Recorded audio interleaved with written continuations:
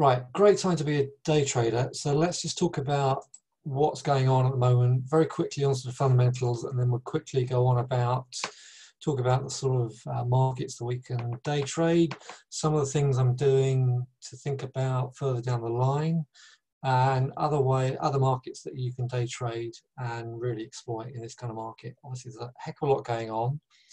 Incredulous volatility, which is fantastic as long as you are ready and prepared to take this on. A little bit slow in getting in the market today. What with that Dow gapping down and then opening, or being all limit down until we actually got the cash market open. Anyway, so everyone's panicking. I'm getting a lot. You're probably getting the same. A lot of questions about, how can I trade this market, and when's it going to reverse? When's a good time to buy? If you've got stocks, maybe you're holding stocks longer term, maybe looking after your pension, your future. Should you hold on to them? I've got some kind. I know there are people out there, because I've spoken to them, who have bought the market in the peak and are still hanging on to some trades, and talking about huge losses, huge six-figure losses in some cases. Okay, so let's just talk about, if you're holding anything that's not looking good, then we'll talk about that and talk about what you can do about that and the strategy for handling that. Should I stay in cash? And what can you actually do with your investment apart from day trading? What else can you do with your funds? So obviously we're here to talk about day trading, but we're also going to just have a look at some other options as well. This is a meetup, so it's not me about lecturing anybody. I have traded how many recessions? I've traded, this is my third, at least my third major downturn. I sold 80% of my portfolio about 3 days before the 87 crash. 3 days. I've scurried around in the past and looked for documentation to prove that, and I can't. But anyway, so you just have to take my word for it. In the last downturn, one of the most fantastic trades I did in the last downturn was I used my sterling account to buy gold in a US dollar index. So the dollar was shooting up, the gold was shooting up, and the pound was tanking. So you could take a trade and take it off and make about 40–50% in a couple of days on a trade like that. That's not available to us at the moment. So let's just talk about what is available. And let's kill this chart and drag let's kill this slide and make the charts come back. Okay. Let's look at, let me just peel this back. Okay, let's just pick up on what we talked about last week, because this is the Dow on the 30-minute chart. I've converted it to a bar chart because I just find it's just simpler. And the only difference between what you're seeing here and what I had last week is the 50-day average. Because I was looking at, ordinarily I like the 20-day average because that is the one they use in the Bollinger Bands. But because of the volatility, I've just gone up a level and looked at the 50%. So you've got two purple and black moving averages, 50 and 100 simple day average, and a purple trend line. I've only got purple trend line because there's so much red on the chart. I don't want any red moving averages. And the fibs. Now, what have I done with the fibs? For those of you who joined me last week, you will remember that what I was doing last week, let's go back a week and just have a quick reminder.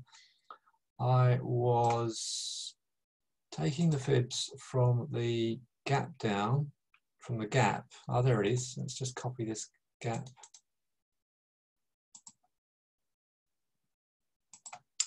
and I waited until we had the Monday low, put it on the Monday low, which must be there, yeah. And you will note, you can see where this pink zone comes from. It was resistance from the Friday the 6th low, which we didn't hit. By the way, anybody got any questions, you just fire away, you just type them in and I'll come back to them. You can see the stochastics up here. It's a standard default stochastics. I've not done anything different to it. I'm not a big fan of indicators anyway, but stochastics is useful. I was going to say useless. It's useful because it can tell you when you are top of the range, and it's a bit faster than other indicators. So that's the score last week. We had some pushes to the upside. They got lower, and then the market rolled over.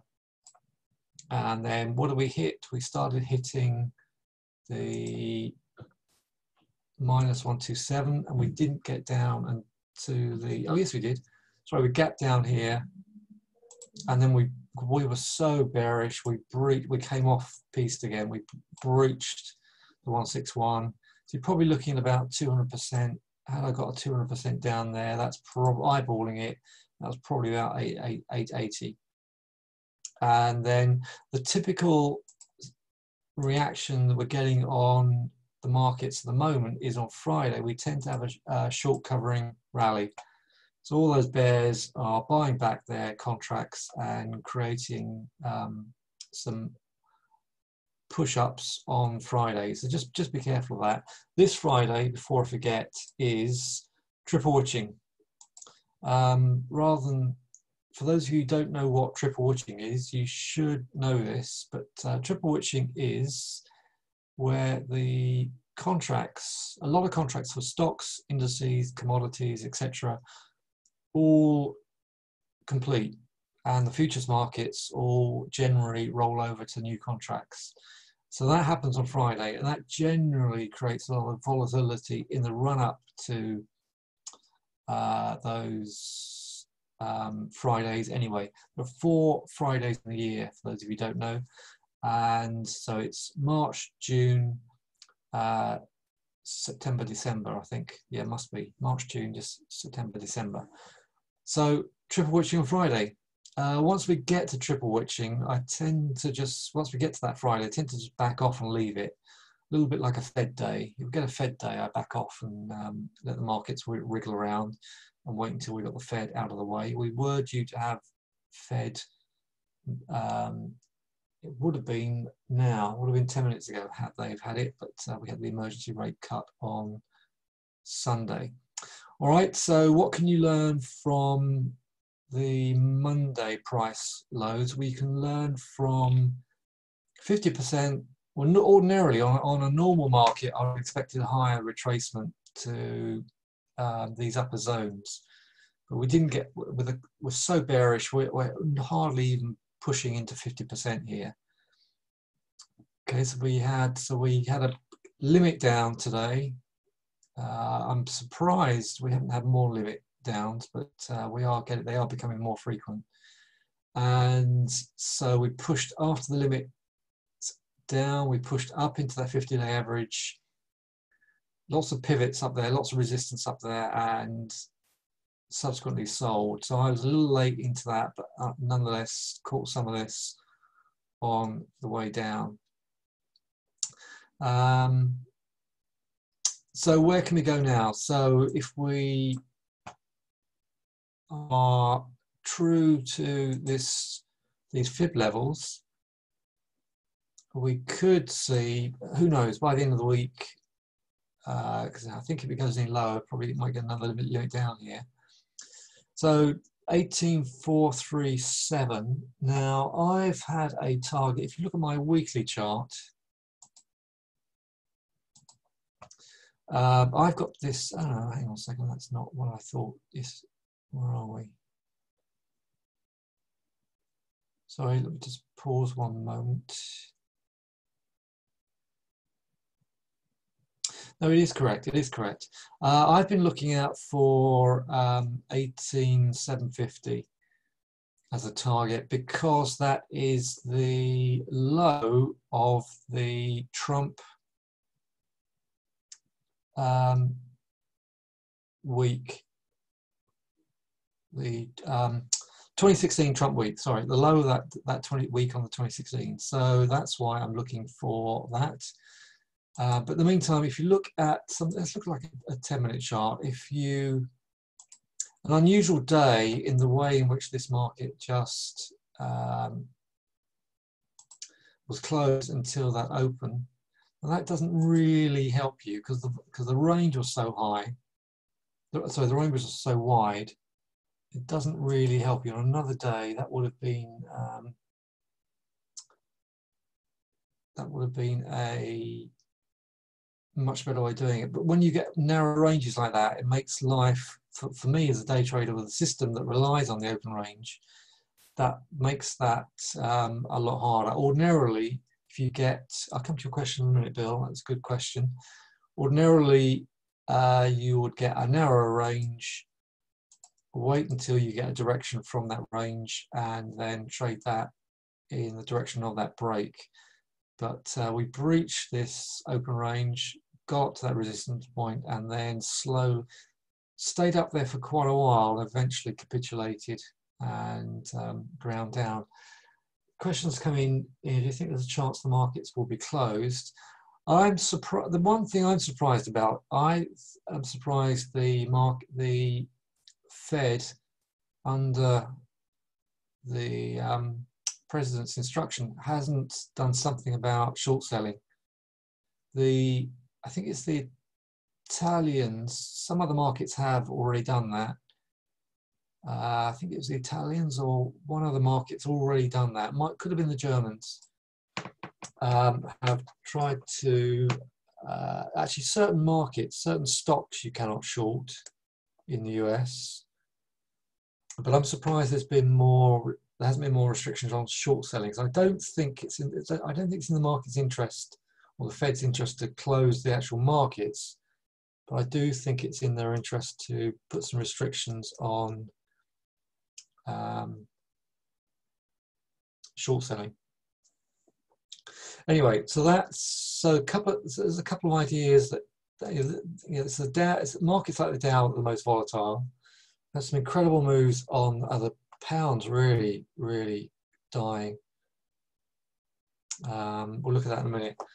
So that's a couple of things you can do to, I should still be in this, I've got out too quickly. That's a couple of things that you can do to try and capture these moves.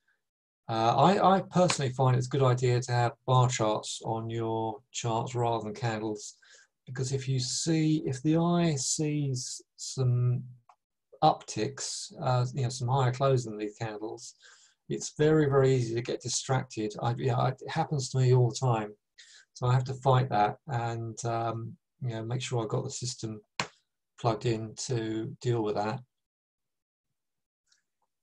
Okay, so a few things you can do. Look for the way in which the open is being handled. Look at the 30-minute chart in relation to what the market's done from the Friday close to the Monday range. Because what I tend to find, the market wriggles around on Monday. It's a typical thing, the market will wriggle around, go in the direction that it doesn't want to go, and then rotate back to the trend. So in a bull market, in the run up to back in the last year, you would find that you had selling. Normally, you'd have selling in the first day or two, and then you get sort of a turnaround Tuesday, and then they'd start to wind it up. Well, of course, now we're in a bear market. We're getting the market meandering into resistance and then finding a huge wall of bears who are selling it and winding it down.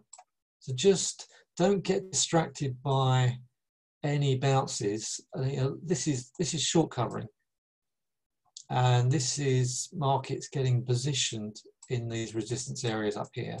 So it's important to get in the frame of mind of a bear trader and try and really maximize what you can do in these markets. All right, let's have a look at, we've had some pretty dramatic moves on the dollar today, so let's have a look at that one. Interesting to note on this 30-minute chart how this is a good sort of, this could be your system. I know some people use this as a system. If you've got a market that's sitting under key moving averages and the tests of these averages are getting sold into, in other words, you know, the bear raiders are fading the moves. They're waiting for rallies. They're waiting for these markets to push up to get positioned. And you can do the same by having a simple 30-minute chart with a 50 and 100-day simple moving average. Americans like simple moving averages, so that's why I put them on my charts. And here you are. In the overnight, we were hitting that 50-day average. By the time London opened, we were losing our footing. And then by the time we got into late Euro session and towards the US session, the dollar gained strength, and this is just in a terrible state. So we have some real increase in panic in the markets. Let me get rid of that. Let's get the charts back, hang on. So, okay, so a couple of things. You could have a system on your charts for really getting hold of the trend. You can then drill down and look at the open. Wow, this is really collapsing. I should consider changing the time of this event, this webinar, this meetup, because this is a key time of the week. I had a couple of big moves on this sort of time of the day, so I need to think about that. Anyway, so so we talked about the weekly. We're already getting very, very close to that November week low, 2016 November week low already. I thought it would take longer. I thought we'd get a few more pullbacks, but nope, they're not doing it. Right. Okay. Excuse me, let me just take a sip of drink.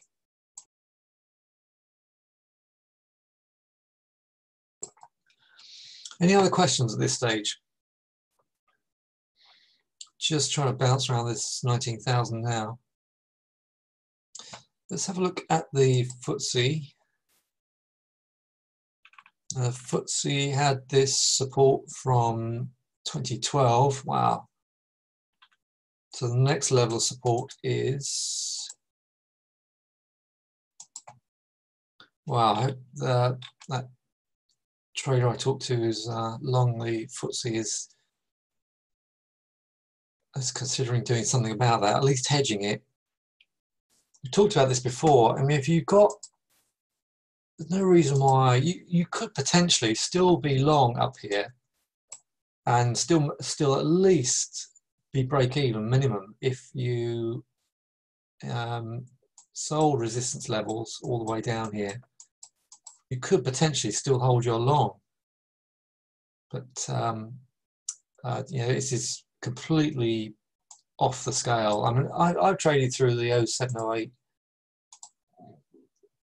markets, and this is way in excess of what happened in 0708. And I thought 0708 was incredible. Let's have a quick look at what we did. Let's talk about now about what happens. Any questions? Oil. Wow, we're under $21 now, aren't we? You know what? I think we just got to expect the unexpected at this stage. Oil could just keep going at the moment. The US administration said they were going to start buying oil and topping up their reserves, but maybe that's not sufficient to do that. Yeah, Alan, that's a really good point. When the volatility is high, liquidity is low. Let's have a look at volume actually. Tell you what, I'll come back to that in a minute. Difficult to trade. Yeah, it is. It is. I think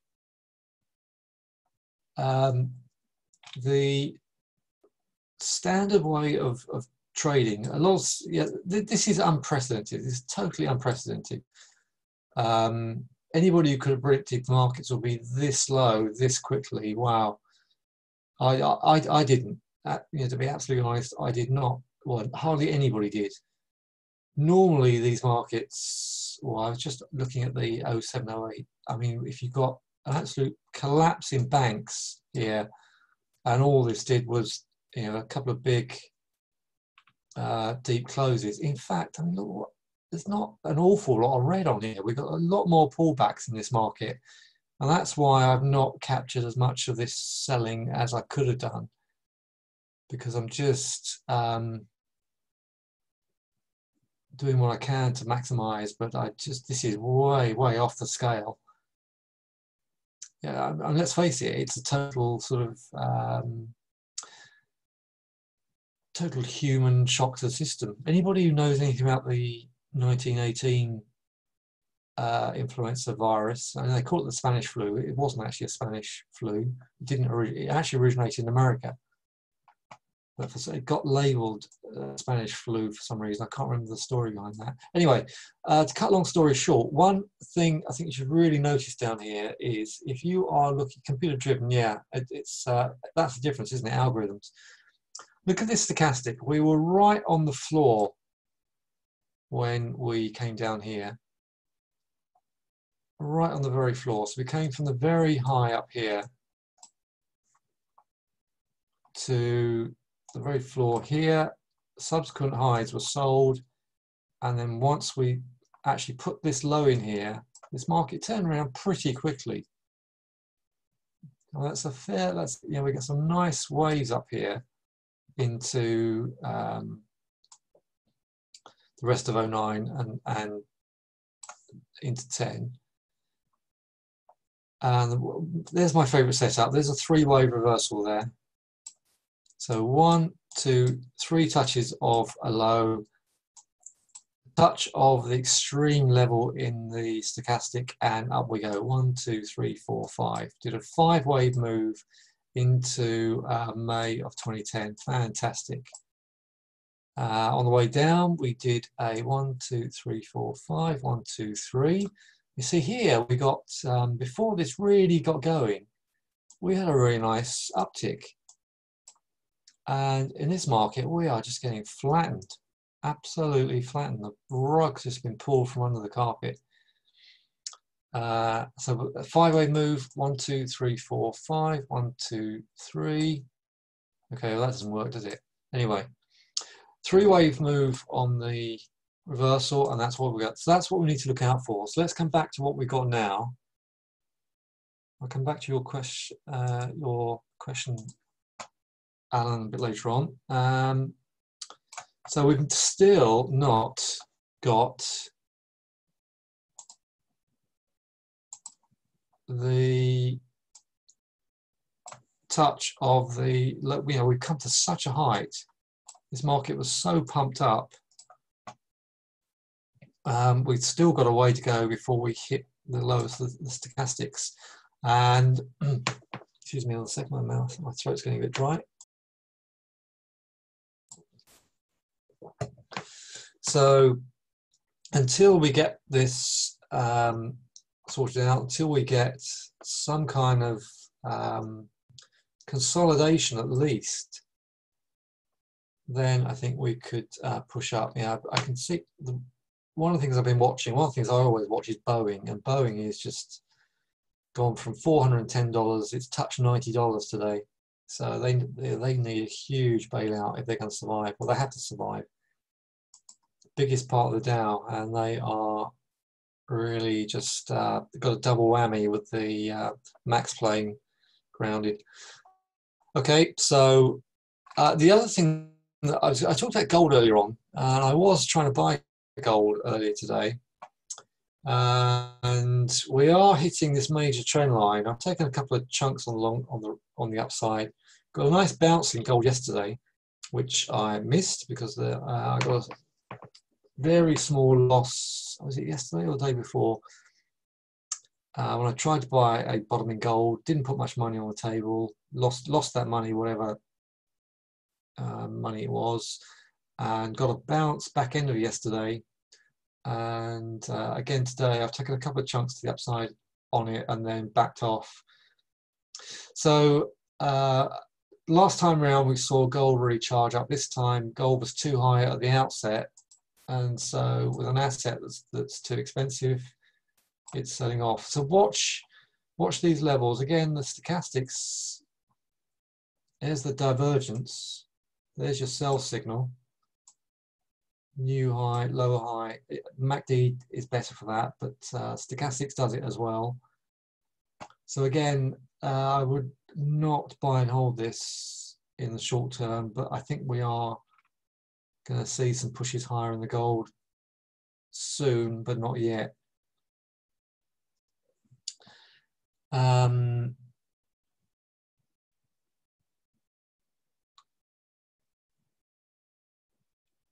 You see not much limit orders in the direct access.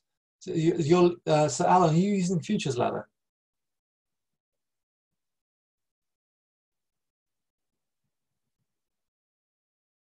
Right, okay, right, okay. Right. I didn't realize that because we talked about IG before.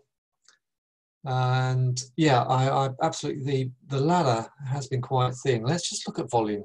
Let's go back to the Dow a second and put volume on here. Let's go back to the 30 minutes. Add volume.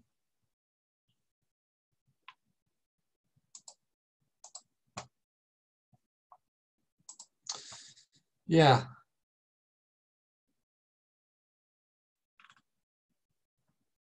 I mean, look at there's some.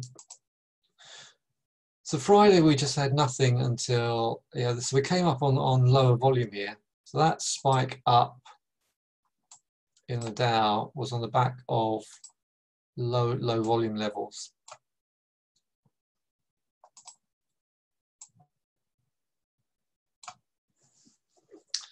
So we're getting a lot of position trading here. We're getting really high volumes on the Tuesday with traders sitting in it. And see, when we see, that's a relative, considering how the volume on the shorts up here in the run up to this drop, short covering was not actually that severe.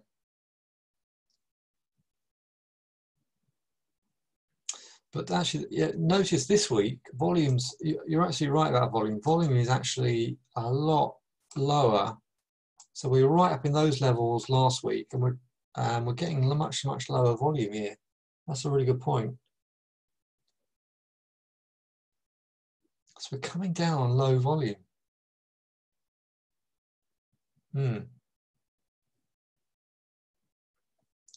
Maybe the market's getting a lot thinner because traders are backing off this volatility. It's very, very difficult to trade this in a ladder unless you just really pick your spot and get short right up at those highs. It's really tough. The ladder's just too hectic. It just flies away from you, as I'm sure you found out. But that's very interesting. Right. Okay. So let's coming back to. So we've talked about what a reversal looked like in 08. And we've talked about what this weekly chart looks like at the moment. And that 18,437 looks pretty likely. So if we don't get any kind of bounce here today, which certainly doesn't look like it, we could start to look at these levels. So that 19,400 and any bounce into that level now could see us drop. And the days in which you could just sit here and draw Elliott wave seem to be the moves are so violent. So we've got 1, 2, 3, 4, 5, 1, 2, 3. So that's a 5 and 3 wave move.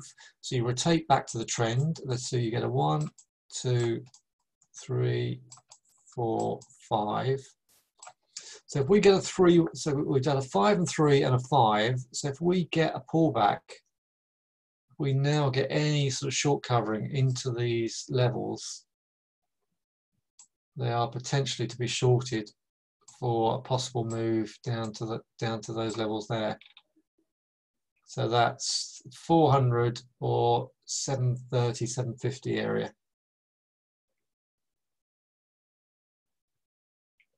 Good questions today. Thanks for your questions, guys. That's very interesting. Yeah, making the point about low liquidity and the use of the ladder, all these normal things. Let's have a look at oil. Let's talk about oil on a weekly level, because that's, yeah, I would love to know when oil is going to reverse, as would a lot of traders. You can see, this is why I like bar charts, because you can just concentrate on the waves and the chart patterns on bar charts much more than getting distracted about, you know, what candle patterns and candle signals. Okay, so now, whereas the Dow has not touched the weekly stochastic low point, this oil has. Actually, the invents weren't as bad as expected. So I heard somebody had just commissioned a 6,000 ton, a 60,000 ton oil tanker to store oil for 2 months. When these markets bounce, I think they're going to rip higher when these markets do eventually bounce. So let's look at this is the 2016 low, breached that. So we sat there last week and now we breached the 2016 low. So this is just unprecedented. Okay, getting a couple hundred pip bounce here. I think you're right. Short, and when these markets, bear in mind what we've just talked about in terms of volume. When these markets get a short covering rally, I think they are going to absolutely. I think you're going to see some incredible moves. But yeah, so that's just moved. Where are we? That's just moved 170 pips in 4 minutes. Just looking at my other screens. So I tell you what, let's fib this last. Let's fib that from the 2018 highs and the 2016 lows. So we could, who knows? It sounds ridiculous, but we could potentially come down to $14. Is that possible? Anything's possible in this market. You could get a really horrendous collapse to $14. Note that this high was in the top of the zone there. So that's the fib zone, outer zone, inner zone, 50%. So yeah, we are getting such extreme moves here. It's not beyond the rational world that could come all the way back down to $14.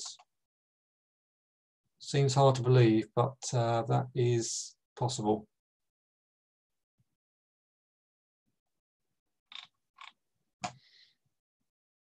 Let's just go back and fib the Dow, because where are we? I've been talking for 35 minutes. Anybody got any more questions? Let's fib this last range. I'll just talk about what other aspects of right, so we've breached the 127 extension at the moment. So if we head down to 18,750, and sometimes soon close above 19,300, that's a possible reversal there. I'm not looking for reversals. To be honest, all I'm looking for is some sort of I'm looking for a retracement for another leg down. So it would. So if this is, if we've had a 1, 2, and we still appear to be in wave 3, if that's a 3 wave, I would love to see a. The retracement now could be as little as 21,450 back to the 2018 lows.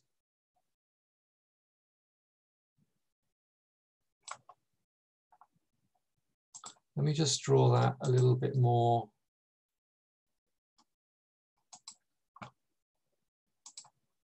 Pull that out.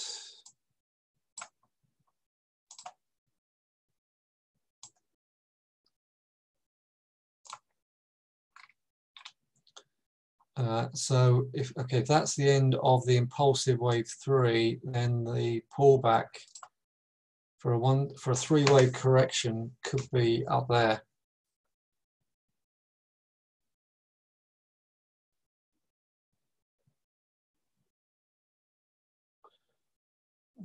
So we have already in the last 10-15 minutes come up 300 pips.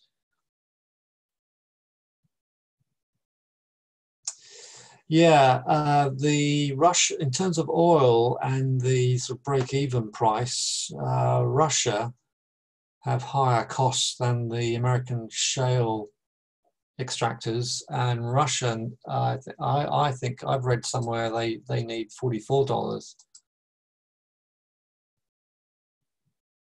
Putin says Russia is not in trouble, but hey, they are big oil producers.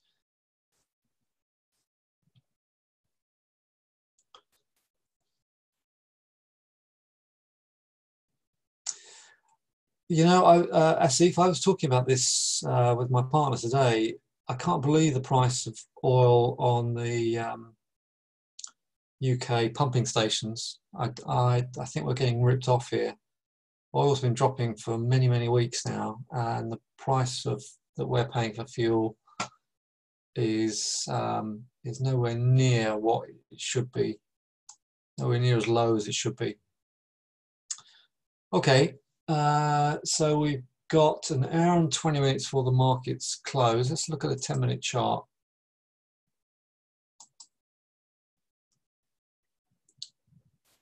Yeah, so we've just done, yeah, like I said, 300 pips.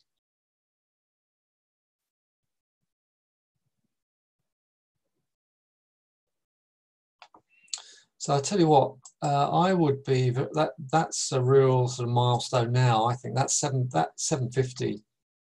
That's a really important level now, I think, for any pullbacks.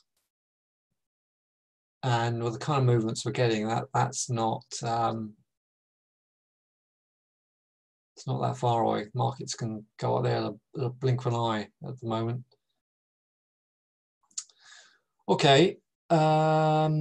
So I think the bottom line is you've got to be very, as I know, I'm sure you know only too well, this market, to protect your account, you need to be we all need to be very, very careful. It is, Alan, as you said earlier on, yeah, it's sometimes hard to pick your spot for an entry. Particularly as this market spent it only spent about 40 minutes climbing up, didn't it? Spent 40 minutes putting in that little high.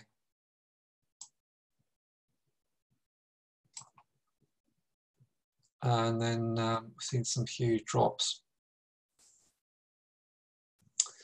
So You know, sometimes the other thing I meant to say today is keep it simple. Try and keep it simple.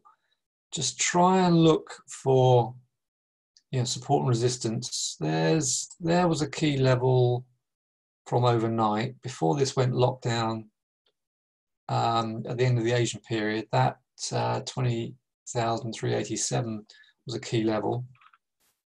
You can see that had an impact in the market yesterday. So we should at least be looking for shorts around about that level, and anything higher is potentially a gift. Right, okay. So I'll be doing my utmost to try and call some of these trades in the room, as I always do. Certainly not going to touch this market, given this sort of extreme volatility, not going to touch this market into the close.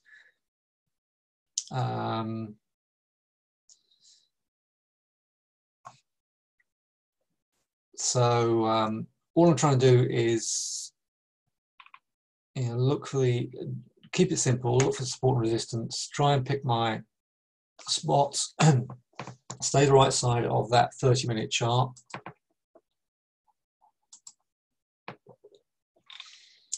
And do my utmost to try and make the most of this. One other thing I was going to say to you is, you know, I do find from personal experience that sometimes if you have a chart with all these fibs over it, you know, the fibs can just get in the way, just obscure what's actually going on here.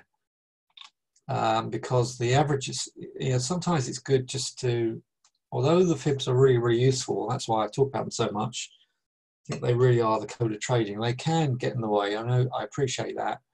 So sometimes it's worth looking at the fib levels, zoning it, and then actually stripping the fibs back, and then just waiting for those levels to get your entries. That's something you can try and reduce the risk. And look how this 30-minute stochastic was so high as we got into the first 40 minutes of trading. You know what? I think the bigger the time frames we use these days with this sort of extreme moves, the better. Right. Well, thanks. Any final questions? I've been talking for 45 minutes. Anybody want to chat? Anybody want to talk? Put their mic on and talk about what they've been doing or their experiences, or have you heard enough?